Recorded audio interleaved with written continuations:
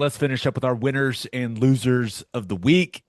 As always, Ted, kick us off. Who do you have as your winner of the week? Man, I got to go with Kenny Dillingham. Um, Number one, what a season. Obviously, picked last in the Big 12 to winning it and getting a bye in the playoffs. Just been an incredible run.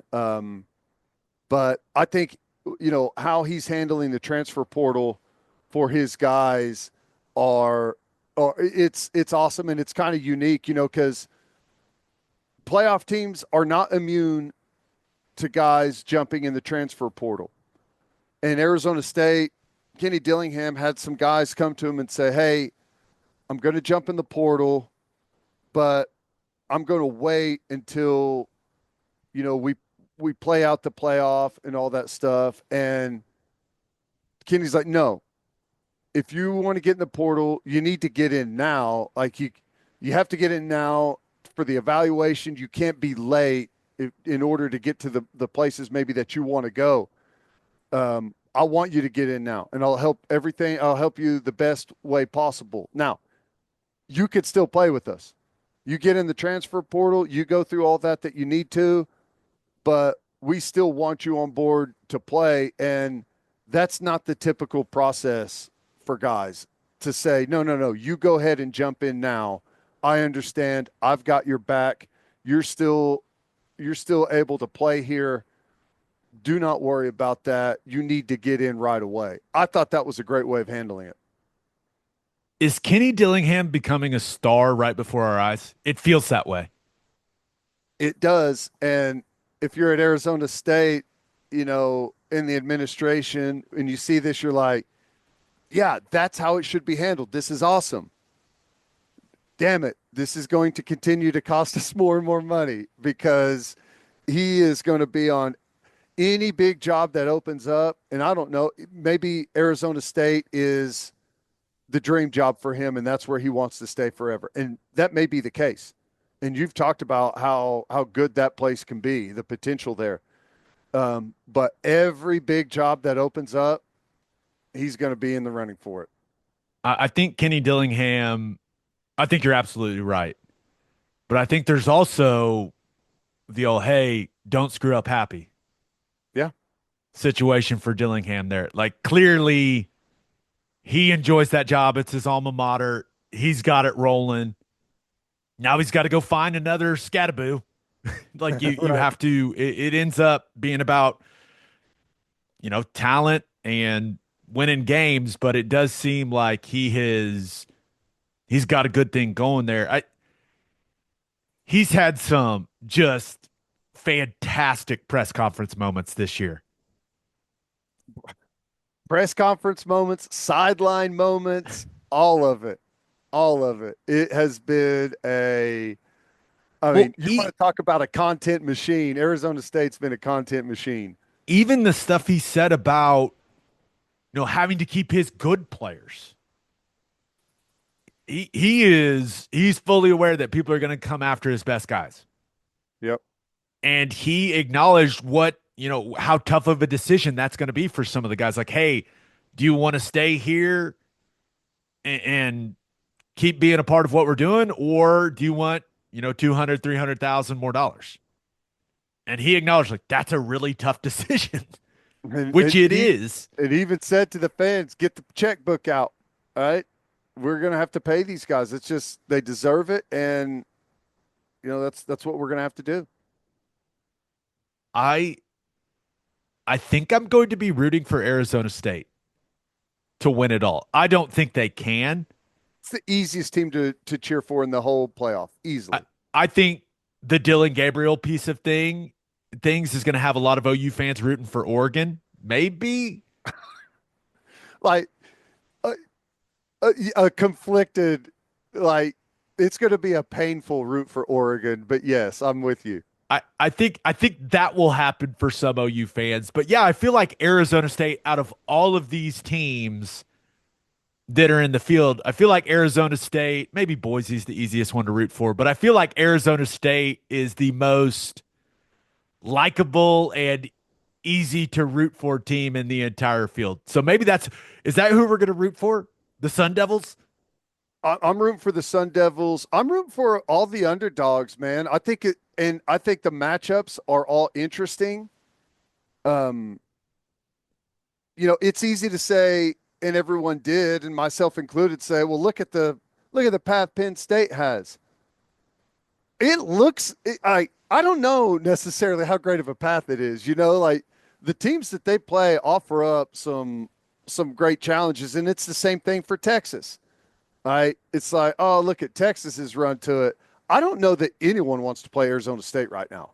It's like they've got everything in the world backing them right now. They got the momentum. It just feels like it's their year, and they're playing great football. Yeah, I looked at Arizona State and how they beat Iowa State. You got to go back to 2012 since Texas has beat Iowa State by as many points that Arizona State did. And you say, well, Iowa State's defense isn't what it's been. Their defense is ranked pretty high, and it's higher than and kind of like right in the group where Texas has played. And Texas hasn't, like Michigan is the most points that they've scored against similarly ranked teams.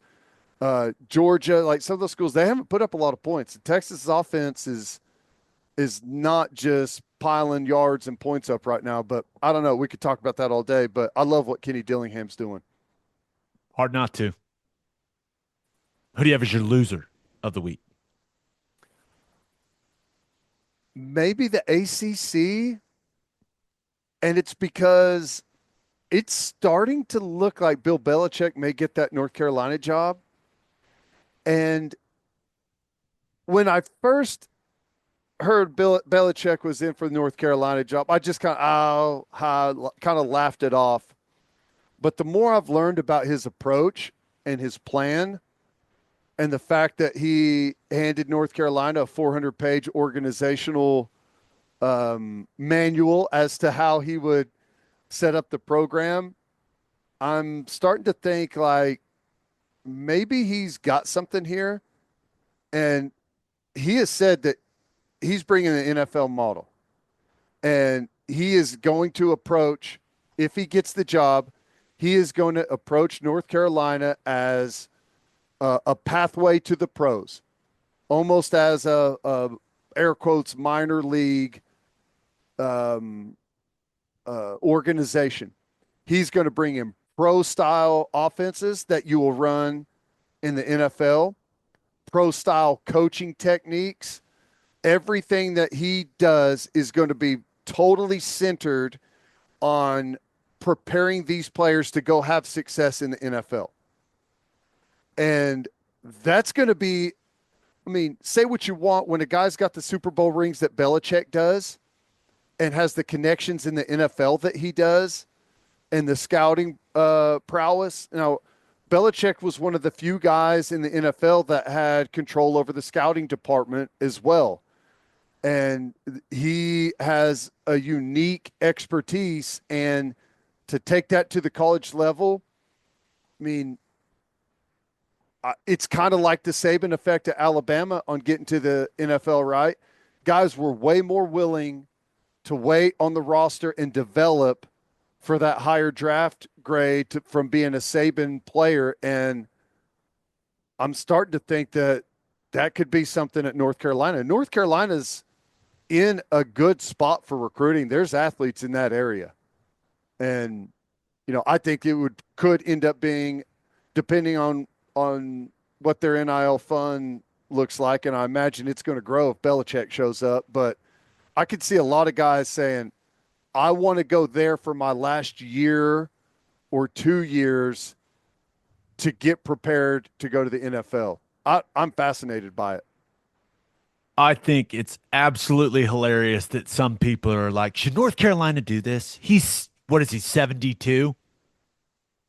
He's Bill Belichick. Yeah, do it. Just do it. What if it doesn't work? It doesn't work.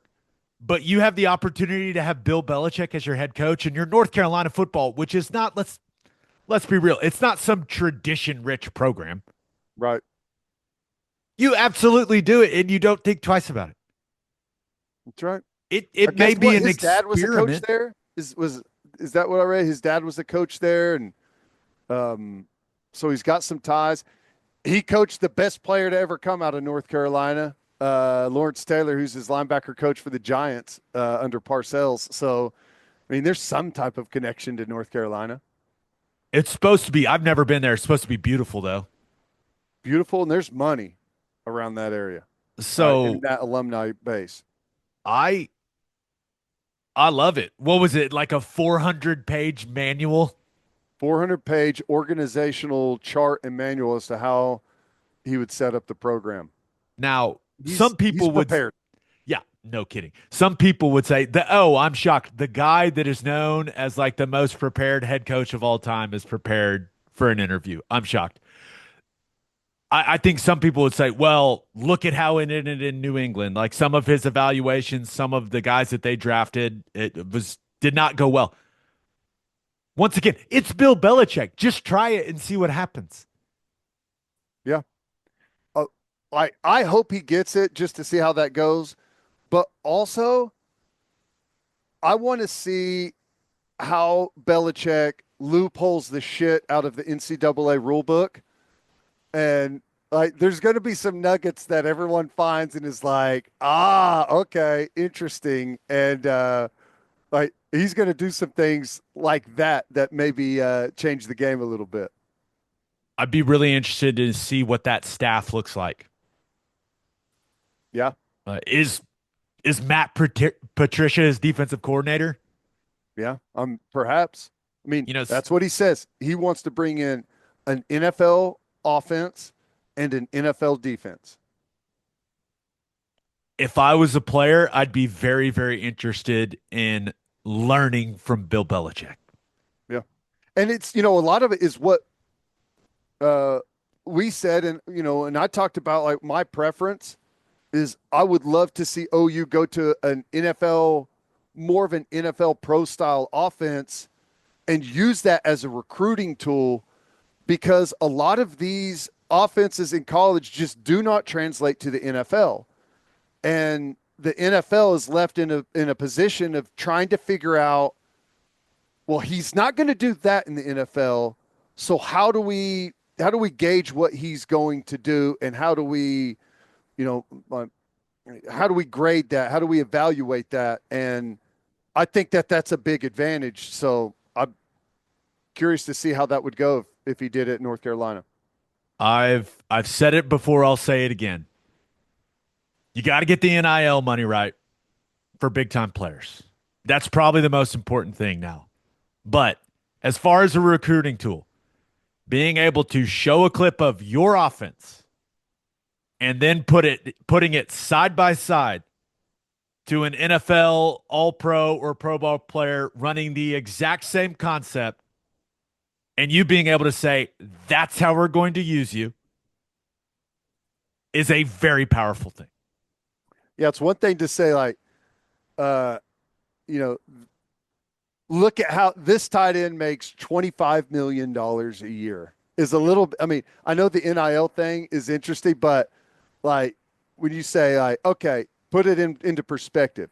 We want to train you to do this and look like this, to where you can go make that type of money at the next level. This stuff is, and I'm glad you guys have it. This is great. It's not. I mean, it's a significant amount of money, but in the grand scheme of things, this is what we want to do for you. It would be very it'd be a very good way of doing it. We'll see. And It's interesting. we'll see if Belichick ends up doing that at North Carolina. It does feel like if he was going to be a college coach, you would have thought, okay, it's one of the blue bloods. It's interesting that it's North Carolina, but hey, maybe he just loves that blue. It's hard not to. I don't know. Dude, the if he takes that job, the first day or the first time that he's photoed with the cut off North Carolina hoodie, viral. Gonna sell a lot of this. Yes. All right, let's get to my winner and loser. But first, We're brought to you by Prize Picks. Download the Prize Picks app today. Use code OKBreakdown to get $50 instantly after you play your first $5 lineup. You don't even need to win to receive the $50 bonus. It's guaranteed.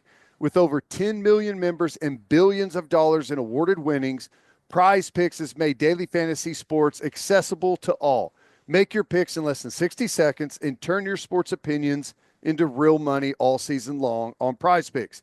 You just pick more or less on at least two players for a shot to win up to 100 times your cash.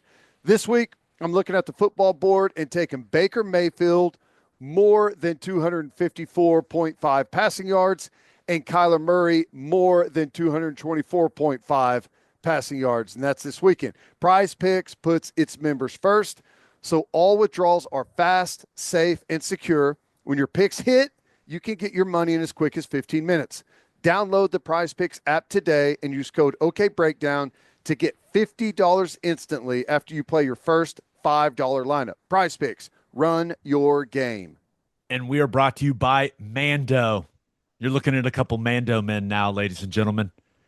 Now using the whole body deodorant. It is my everyday deodorant. Now it's great and it's safe to use anywhere on your body, and very important, aluminum free and dye free. Mando is also American made and is our new go-to for hygiene products. I also love the 4-in-1 acidified cleansing bar. It does everything. So you just put it in the little your little dop kit for a trip and you're all good. You're all good. You don't have to worry about anything else really, Ted, because face wash, shampoo, body wash, and you can even use it as deodorant if you need to. We've got a special offer for our listeners. New customers get $5 off a starter pack with code OKBreakdown at shopmando.com. That equates to over 40% off your starter pack with code OKBreakdown at shopmando.com, shopmando.com. The starter pack is perfect for new customers. It comes with a solid stick deodorant, cream tube deodorant, 2 free products of your choice like mini body wash and deodorant wipes, and of course, free shipping. Use code OKBreakdown at shopmando.com. Please support our show and tell them we sent you. Smell fresher, stay drier, and boost your confidence from head to toe with Mando. My winner of the week, it hurts and feels good at the same time. Dillon Gabriel. What a year. Goes to Oregon. Gets compensated very well to do so. And then leads the Ducks to an undefeated season in a Big Ten championship. Leads the Ducks to being the number 1 seed in the college football playoff. And is now a Heisman Trophy finalist. But more importantly, last year, I think not getting invited to the Senior Bowl hit Dillon Gabriel really hard. I think it made him reevaluate what his football future looked like. I don't think he expected to play another year of college football, but not getting invited to the Senior Bowl made him take a step back and go, okay, I need to assess all my options. And I assume that, once he chose Oregon, the fact that he didn't get invited to that game was a motivating factor throughout the offseason. I'm sure it's something that he's used as motivation throughout the season. I'm sure it's something he used to get better and to work on his game. And on Tuesday, he accepted an invite to the 2025 Senior Bowl. That had to feel so good. Yep. For Dillon Gabriel. What a year, Ted. Hey, didn't like what I heard. Wasn't like the feedback didn't like the feedback I was getting. I'm going to go to Oregon. I'm going to work on my game. I'm going to work on my arm strength. I'm going to work on my deep ball. I'm going to work on driving the ball down the field. It's been much better this season than it was last season for him in those categories. And now he's going to have every opportunity to prove to NFL teams that they should draft him and draft him early. Yeah. And not, I think it probably ended up being a blessing in disguise because it's a much better year for him to enter the draft as a quarterback than it was last year. Yeah. last year, a lot of big name guys, a lot of names taking the majority of the attention at the quarterback spot. This year seems to be quite a bit thinner, and to get the Senior Bowl invite, I think is big for him. You know, can he play in the NFL? Absolutely. How high of a draft pick? Not sure, but I think he can be. I mean, there's been guys of similar type of caliber that have played a long time in the NFL, not necessarily as a franchise guy, as a starter, but have spent a lot of time in that league, been valuable players. I think probably a lot of people are going to compare him to Tua, and it's not just because they're both Hawaiian. It's just similar frame, lefty, similar skill set. Yep. Played in Tua was, similar yep, systems in college. Tua was a first rounder. Mhm. I'm very, very interested to see how it goes for Dillon throughout the playoff. Is he able to lead Oregon to a title? Which, if he's able to do that, clearly that's going to carry weight with NFL teams as well. But that Senior Bowl week is going to be massive for him. So, just excited, also sad. It's like he was our guy, and he was so great in his time at Oklahoma, just like as a dude.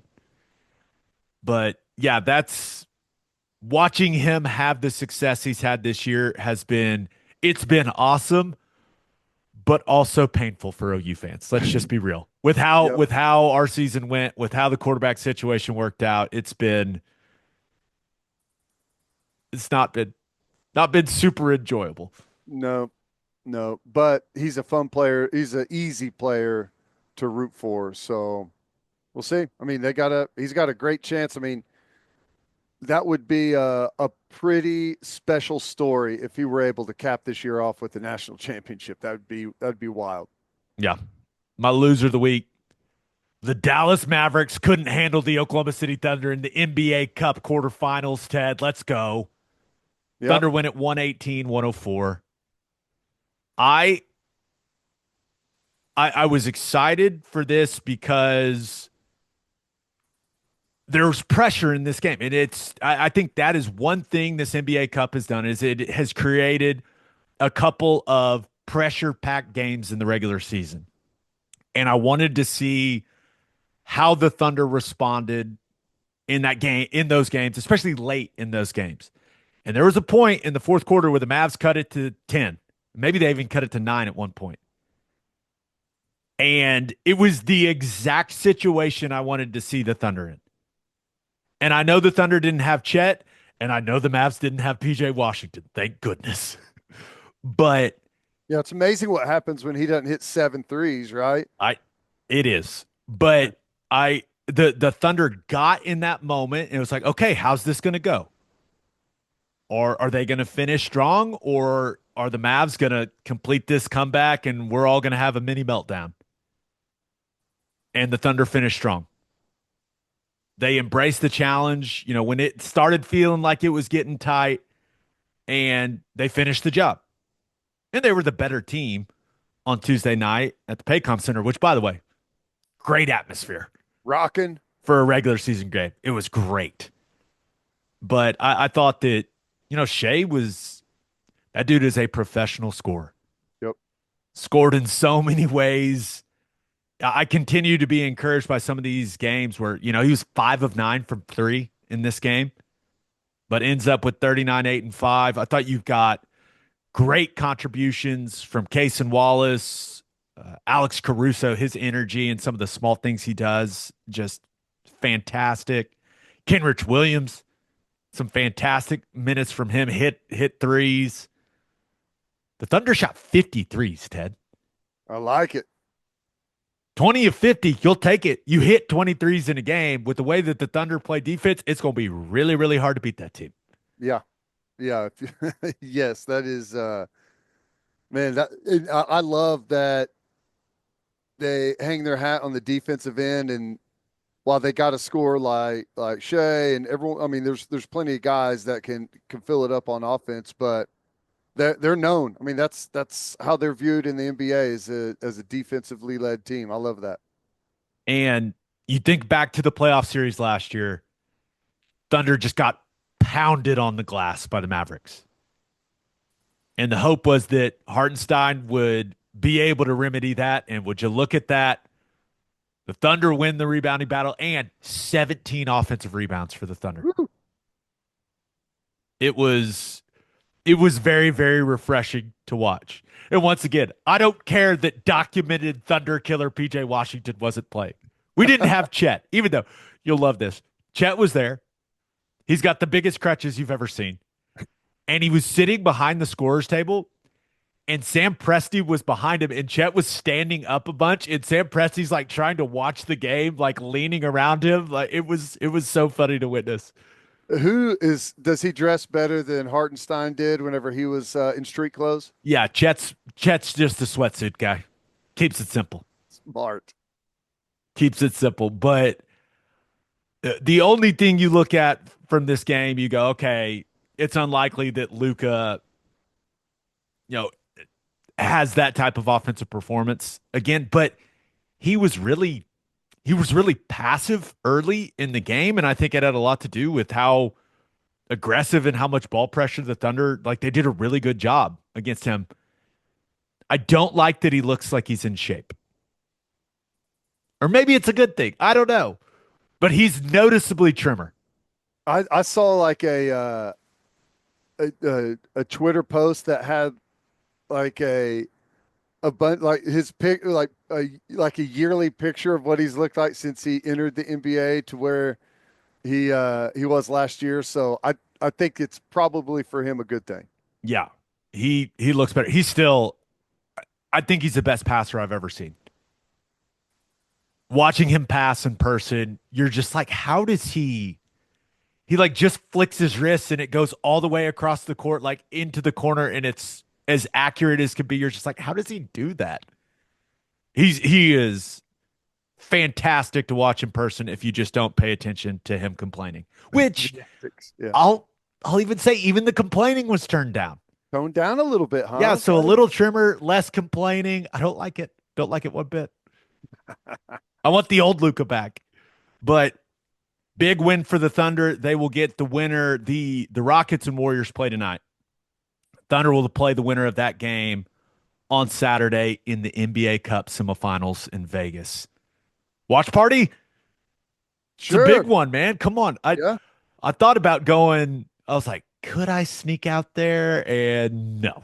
We are hosting a Christmas party on Saturday, I'm told. So it is what it is. But yeah, I'm excited that the Thunder are that they are going to feel the pressure of this, because I think there's a lot of value in it as they move forward in this season. And I think the expectations are going to be very, very high. So I'm glad they're getting this NBA Cup experience, and I hope they go win the damn thing. That's right. Now, we can debate whether or not we should put a banner up like the Lakers did. The only banner we got is Nick Collison's jersey, I think. We need something. So maybe we need an NBA Cup banner. I think the banner should be like just a massive blown up flag that's a pay stub for the players for what they get for winning the championship. It's just a copy of like the $500,000 check that every guy gets. That's it. We'd like to honor the NBA Cup title by showing you how much money these guys made. That's right. Not the worst idea I've ever heard. I'm so excited for the rest of the season. Yeah. Also, we're going to start. We have not talked a lot of OU basketball in here. That's going to start ramping up as well. I fear that we're only getting 1 year of Fierce. That dude can ball. Yep. I saw Gavoni tweet about him already. That's not good. It is good, right? Because he's talking about how good of a playmaker he is, his skill for his size. Just enjoy Fierce while you can, OU fans, because I'm not sure we're getting much more of him. Yeah. Yeah, well, you got to get guys in like that. Obviously, you hate to see. It's like I I don't know. It's better to have those guys than not for sure. He's fun to watch, man. He's going to be really good.